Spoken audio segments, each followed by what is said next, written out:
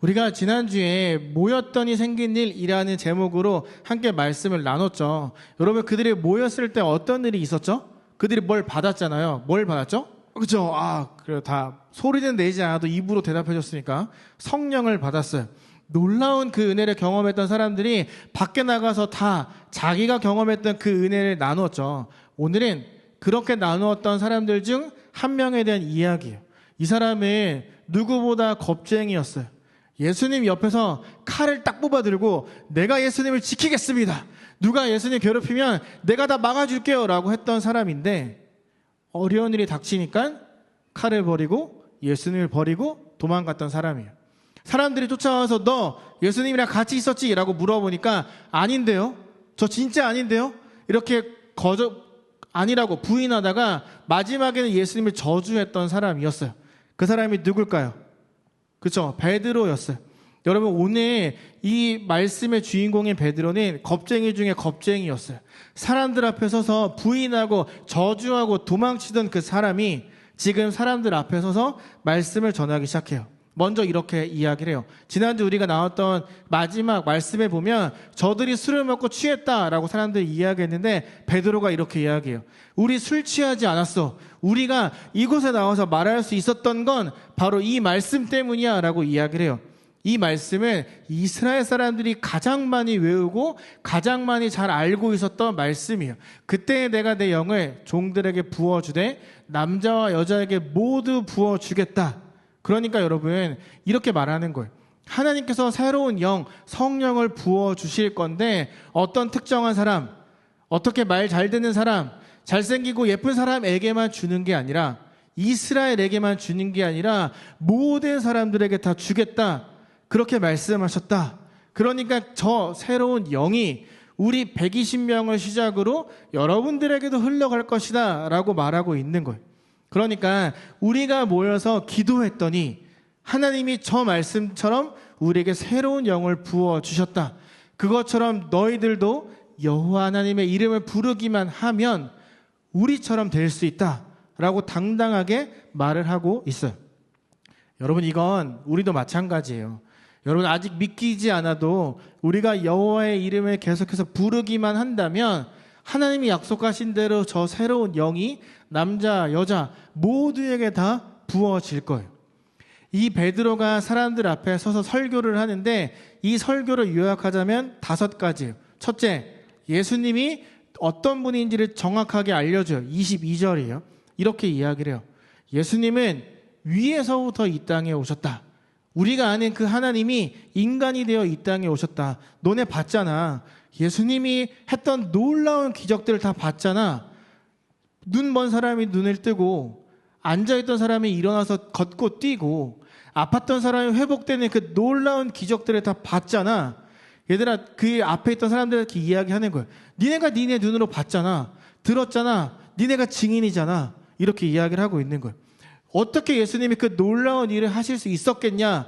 바로 하나님이 이 땅에 오셨기 때문에, 하늘에서 이 땅에 내려오셨기 때문에 놀라운 기적들을 다 보여준 거야. 너네가 다 봤잖아. 사람들에게 이렇게 이야기를 해요. 우리는 이런 기적을 보지 못했죠. 아픈 사람이 갑자기 낫거나 막 눈이 먼 사람이 앞을 보거나 이런 기적을 보지 못했죠. 하지만 우리도 기적을 경험했다고 저는 믿어요. 무슨 기적이냐면 예수님을 믿는 것 자체가 기적인 거예요. 여러분들은 보지도 못했잖아요. 저도 못 봤어요. 예수님이 죽었다 부활한 거 우리 못 봤어요. 듣기만 했어요. 그런데 듣기만 했음에도 불구하고 여러분들이 예수님을 나의 구세주라고 고백하고 예수님을 찬양하고 기도하고 신앙생활하고 있다는 것 자체가 기적이에요. 둘째, 예수님은 분명히 십자가에서 죽으셨다. 여러분, 지금 이 베드로가 몇 명 앞에서 설교하고 있는 줄 아세요? 한 명. 그 여종이 말하는 것에서 무서워서 도망갔던 그 베드로가 지금 몇 명 앞에서 이 설교하고 있는 줄 아세요? 적어도 최소 3,000명 앞에서 서서 설교하고 있어요. 겁쟁이였어요. 자기보다 어린 여자가 너 예수랑 같이 있었잖아. 아닌데 라고 거절하며 거부하고 도망갔던 그가 3,000명이 넘는 남자들, 여자들 앞에 서서 설교를 하고 있어요. 여러분, 지금 이 설교하고 있을 때가 어느 때냐면 예수님이 죽은 지 50일밖에 되지 않았을 때예요. 그러니까 2달 전에 예수님이 죽었을 때예요. 그 이야기는 이 앞에 있는 3천 명이 50일 전에 예수님을 죽였던 사람들이라는 거예요. 내 앞에 있는 사람들이 50일 전에 예수님을 죽였고 예수님을 따르던 제자들도 쫓아가서 죽이려고 했던 사람들이 내 앞에 서 있는데 베드로가 딱 서서 지금 설교를 하고 있는 거예요. 여러분, 이 사람들이 어떤 사람들이냐면 예수님의 막 좋아, 예수님 최고의 하다가 죽여! 이것뿐만 아니라 예수님이 채찍에 맞아서 피부가 찢어져서 피가 나는데 보고 웃었던 사람들이에요. 예수님이 밤새도록 고문당해서 피를 막 흘리고 엄청 무거운 십자가를 지고 걸어가다가 넘어졌을 때 비웃었던 사람들이에요. 그런 3천 명 앞에서 베드로가 지금 이렇게 이야기를 해요. 네가 죽였어. 너 때문에 예수님이 죽었어. 너 살인자야. 여러분, 50일 전에 예수님을 죽였던 사람들한테 베드로가 서서 네가 죽인 거야. 네가 살인자야. 이렇게 설교를 해요. 근데 여러분, 정확하게 말하면 예수님이 죽음을 선택하신 거예요. 성경을 보면 여러분 사도행전 2장 23절 한번 또 읽어보세요. 이 모든 일을 하나님이 옛날부터 알고 계셨을 뿐만 아니라 여러분이 행한 일, 여러분이 예수님을 죽인 것도 하나님이 오래전부터 계획하신 것입니다. 그러니까 너네가 예수님을 죽인 건 맞아. 그런데 예수님이 죽으러 가신 거야. 예수님은 십자가에서 죽지 않을 능력이 있었어. 생각해봐. 그런 놀라운 기적들 니네 다 봤잖아. 그 기적들을 행했다면 그분은 죽지 않았을 거야. 그분은 빠져나올 수 있었어. 하지만 그렇게 하지 않았어. 니네가 원하는 대로 죽음을 선택하셨어. 왜? 너 때문에. 예수님이 죽어야 너의 죄를 용서할 수 있으니까 예수님이 죽으신 거야. 하지만 네가 살인자라는 건 변하지 않아. 베드로가 3천 명 앞에서 이렇게 이야기를 해요. 세 번째, 예수님이 부활하셨어. 네 번째, 오셨던 곳으로 하늘로 다시 돌아가셨어. 얘들아, 니네가 죽인 예수님이 다시 살아나셨어. 이거 거짓말 아니야. 우리가 그분의 시체를 숨겨놓고 너네 속이는 거 아니야. 적어도 내 옆에는 120명은 다 봤어. 예수님이랑 같이 이야기를 나눴고 예수님이랑 같이 밥을 먹었고 예수님과 같이 시간을 보냈어. 이건 진짜 팩트야. 이렇게 말을 해요. 예수님이 왜 죽었다 부활하신 줄 알아? 니네가 예수님을 죽였지만 그 죄마저 용서하려고 예수님이 죽으셨어. 그리고 다시 살아나셔서 우리에게 이렇게 말씀하시더라. 너네가 나를 죽였지만 그래도 나는 너를 사랑해. 너희들의 죄를 내가 용서하기 위해 내가 죽었어. 괜찮다고 말씀하시더라. 그렇게 우리는 죽었던 예수님의 몸을 만졌고 같이 밥도 먹었어. 그분은 틀림없이 살아나셨어. 너 때문에. 네가 그분을 죽였지만 너를 위해 예수님은 다시 살아나셨어. 마지막, 예수님은 하나님 그 자체예요. 어떻게 사람이 죽었다가 다시 살아날 수 있을까? 어떻게 아픈 사람들을 고칠 수 있을까? 이렇게 말도 안 되는 기적을 행할 수 있을까? 그건 바로 그분이 하나님이기 때문이에요. 너네는 우리 보고 술 취했다고 말하지만 우린 술 취하지 않았어. 우린 성령을 받았어. 그래서 내가 네 앞에 서 있는 거야.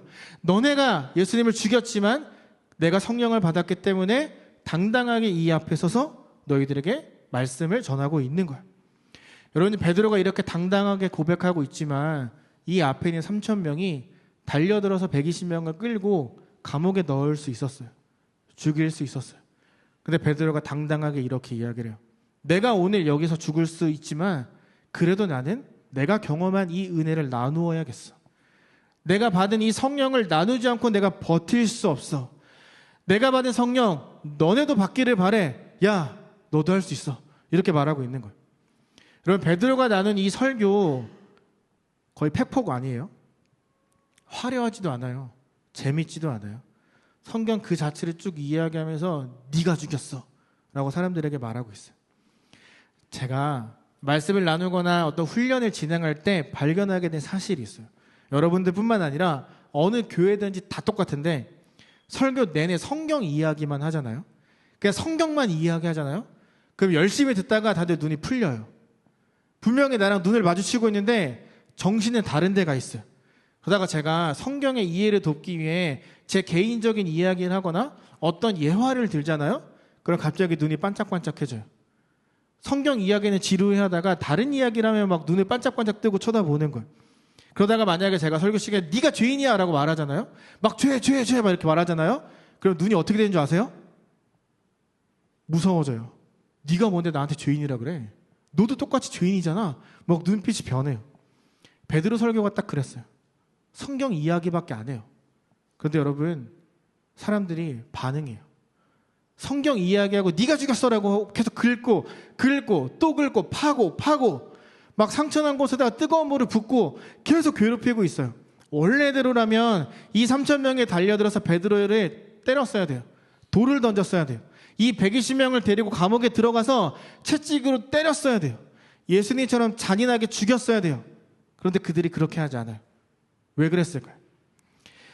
그토록 미워하고 싫어했던 예수님의 이야기가, 믿고 싶지 않았던 예수님의 이야기가, 머리론 너무나 잘 알지만 이해되지 않았던 그 성경의 이야기가 갑자기 들렸어요. 머리로만 알고 있던 그 하나님에 대한 지식이 갑자기 빡 이해가 되면서 내가 잘못했구나, 그걸 깨닫게 된 거예요. 반박 불가, 반박을 못하게 된 거죠. 그래, 내가 평생 동안 공부했던 성경에 말하는 분이 이분이었는데 내가 알아차리지 못하고 죽였구나, 깨닫게 된 거예요. 여러분들은 언제 은혜를 받았다고 느끼세요? 여러분, 말씀을 듣고 내가 은혜 받았다 라고 느꼈던 적이 언제가 마지막이에요? 말씀을 읽고 들으면서 여러분, 예수 그리스도를 통해 삶의 변화가 있었어요? 혹시 어떤 조명이나 어떤 음악적인 것들 때문에 막 감정적으로 올라와서 은혜 받았다고 오해한 적은 없어요? 여러분, 눈물을 흘려야만 은혜를 받은 걸까요? 베드로의 설교는 거의 협박이에요. 제가 여러분한테 이렇게 설교하는 거예요. 너 때문이야. 네가 죽였어. 네가 살인자야. 이렇게 지금 사람들한테 설교하고 있는 거예요. 네가 오랫동안 교회 다녔으면 뭐하냐. 네가 거룩한 유대인이라고 불리면 뭐하냐. 알아차리지 못하고 네가 예수님을 죽였는데. 거룩한 유대인들이면 뭐해. 너네가 너네 손으로 예수님을 50일 전에 죽였는데. 이렇게 말하고 있어요. 여러분, 언제 은혜 받았어요? 언제 말씀에 제대로 긁혀봤어요? 받은 은혜를 기억하며 살았어요? 그 은혜를 붙잡고 한 주 한 주 기도하며 살았어요? 여러분, 협박에 가까운 이 설교를 듣고 어떤 일이 일어나는 줄 아세요? 50일 전에 예수님을 죽였던 그 3,000명이에요. 예수님의 죽도록 미워했던 그 사람들이 이 긁힌 설교를 듣고 어떻게 한 줄 아세요? 이 잘못을 지적하는 설교를 듣고 그 사람들이 이렇게 이야기를 해요. 우리가 어떻게 하면 좋겠습니까? 여러분, 이거 팩폭이잖아요. 완전 사람 막 공격하는 거잖아요. 네가 죽였어. 근데 그 이야기를 듣고 사람들이 이렇게 이야기를 하는 거예요. 그러면 내가 어떻게 하면 됩니까? 내가 내 손으로 예수님을 죽였는데 지금부터 내가 무엇을 하면 됩니까? 사람들이 지금 잘못을 뉘우치고 있는 거예요. 얻어맞고 이 3,000명이나 된 사람들이 회개하고 하나님 앞으로 돌아오는 거예요. 내가 죄인이었습니다. 내가 잘못했습니다. 내가 그렇게 오랫동안 예수를 믿고 예배하고 찬양하며 왔는데 알아차리지 못했습니다 라고 고백하고 있는 거예요. 여러분, 이 3,000명이나 된 사람들이 어떻게 거기서 돌아왔는 줄 아세요? 아까 맨 처음 읽었던 그 말씀, 그때 내가 내 영을 종들에게 부어주되 남자와 여자에게 모두 부어주겠다. 120명을 먼저 찾아갔던 그 성령님이 베드로의 설교를 듣고 있는 그 3,000명에게도 그 순간 들어갔기 때문이에요. 성령님이 들어가셔서 머릿속에만 머물러 있던 그 말씀이 이해가 돼서 사람들이 잘못을 뉘우치고 있는 거예요. 여러분, 저는요, 오늘을, 지금을 살아가는 저와 여러분, 우리 모두에게도 이런 은혜가 있기를 간절히 소망해요. 우리도 하나님으로부터 온 영을 받아야 돼요. 여러분들은 이미 그 영, 성령을 받았어요. 그걸 믿고 고백하며 살아야 돼요. 여러분, 대표 기도할 때 잘 보면 빠지지 않는 내용이 하나 있는데 뭔지 아세요? 말씀을 전하는 저를 위한 기도와 말씀을 듣는 여러분들을 위한 기도가 웬만하면 빠지지 않아요. 그런데 여러분, 이 기도는 대표 기도하는 사람만 해서 하는 게 아니에요. 여러분들이 교회에 오면 가장 먼저 해야 되는 게 뭔지 아세요? 기도예요. 인사하는 거 좋죠. 기도를 가장 먼저 해야 돼요. 오늘 이 예배를 통해 내가 깨닫는 게 있게 해달라고. 오늘 이 예배, 찬양, 말씀, 기도하는 모든 시간들을 통해 내 마음속에 예수 그리스도가 가득 차게 해달라고. 오늘 이 예배가 끝나고 돌아갈 때 내 마음속에 하나님의 사랑이 남게 해달라고 여러분 먼저 기도해야 돼요. 예배 드릴 준비, 말씀 들을 준비를 여러분 자신 스스로가 기도하면서 해야 돼요. 여러분, 예배 시간 중에 가장 긴 시간이 언제예요? 여러분들이 가장 힘들어하는 말씀 듣는 시간 아니에요? 여러분, 왜 말씀 듣는 시간이 가장 길까요? 6호 가면 막 설교자들이 1시간, 1시간 반 설교하잖아요. 여러분, 왜 말씀을 나누는 시간이 가장 길까요? 그건 우리가 말씀을 듣고 생각하고 소화하고 깨닫는 게 정말 중요하기 때문이에요. 말씀을 알아야 내가 어떻게 기도해야 되는지 알 수 있어요. 말씀을 알아야 내가 어떻게 살아갈지 목표를 세우고 그 목표를 향해 살아갈 수 있게 되거든요. 베드로가 분명히 말해요. 여러분이 십자가에 못 박은 이 예수님을, 너네가 죽인 그 예수님을 니들이 그토록 믿고 있는 하나님께서 주와 그리스도, 우리를 구원하는 메시아가 되게 하셨다는 사실을 알아야 된다라고 말을 해요. 우리가 살아가야 될 이유, 너네가 그토록 만나고 싶어하는 그 하나님이 너희와 함께하고 있다라고 말하는 거예요.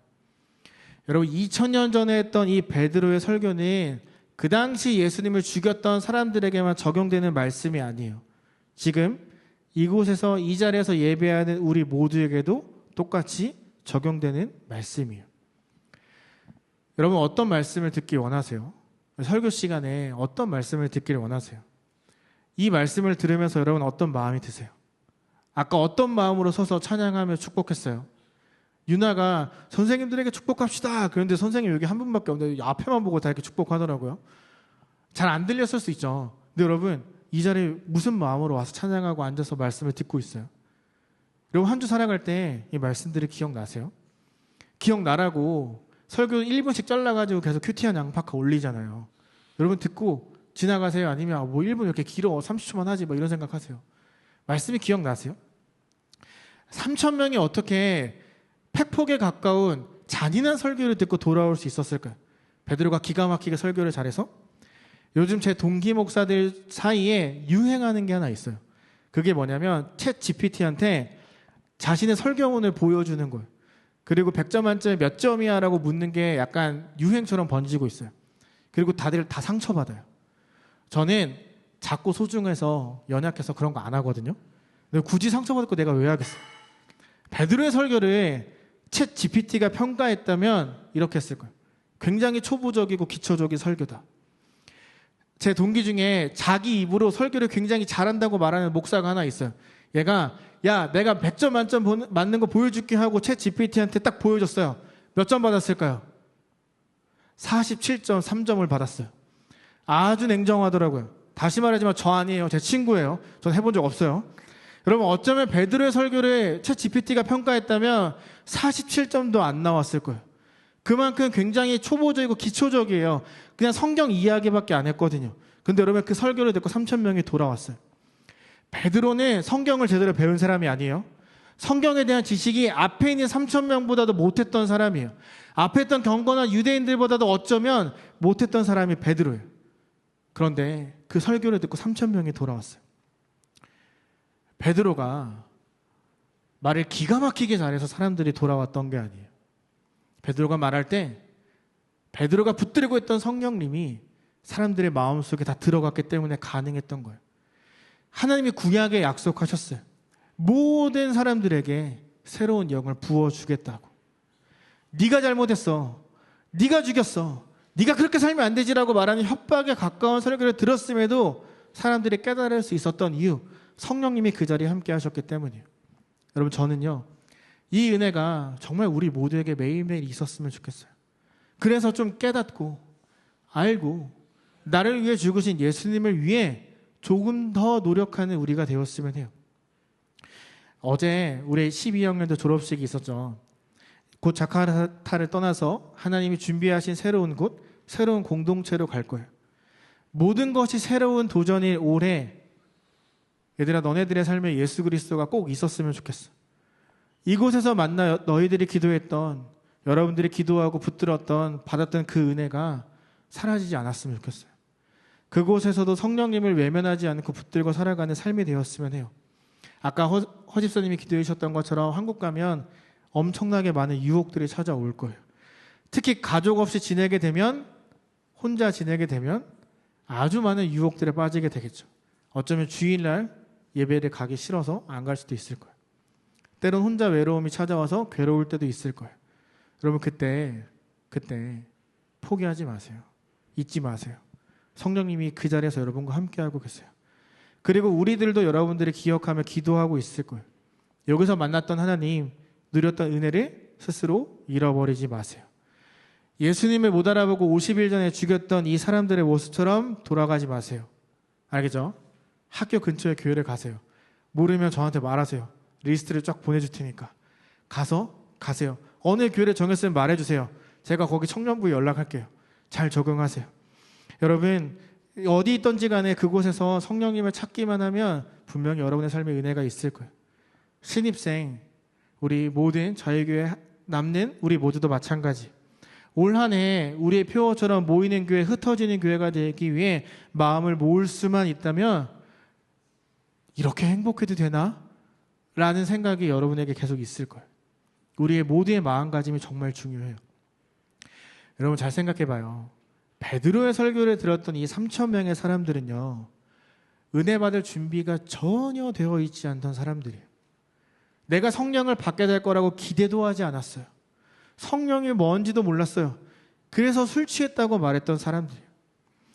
50일 전에 예수님을 매달아 죽였던 그 사람들이 120명의 이 사람들을 보고 50일 전에 화를 냈었던 사람들이에요. 베드로가 설교할 때 은혜를 전혀 기대하지 않고 어떤 말 하는지 내가 드러나 보겠다 씩씩거렸던 사람들이에요. 근데 그들이 은혜를 받았어요. 내가 잘못했다는 걸 깨달았어요. 1명, 2명만 은혜 받은 게 아니에요. 먼저 120명이, 그리고 그곳에 있는 3,000명이 은혜를 받고 돌아왔어요. 누구든지 여호와 하나님의 이름을 부르기만 하면 구원을 주겠다는 그 말씀이 그들의 삶에 들어가게 된 거죠. 은혜 받을 준비가 되지 않았던 사람들도 은혜를 받았어요. 은혜 받을 걸 기대하지 않고 모였던 사람들이 은혜를 경험했어요. 그럼 우리는 어떨까요? 은혜를 받기 위해, 하나님과 더 가까워지기 위해 이 자리에 나오는 우리는 어떨까요? 잘 믿어지지 않아도 믿어보려고 이 자리에 나와서 말씀을 듣고 있는 여러분들에게 하나님이 어떻게 하실까요? 모른 척 하실까요?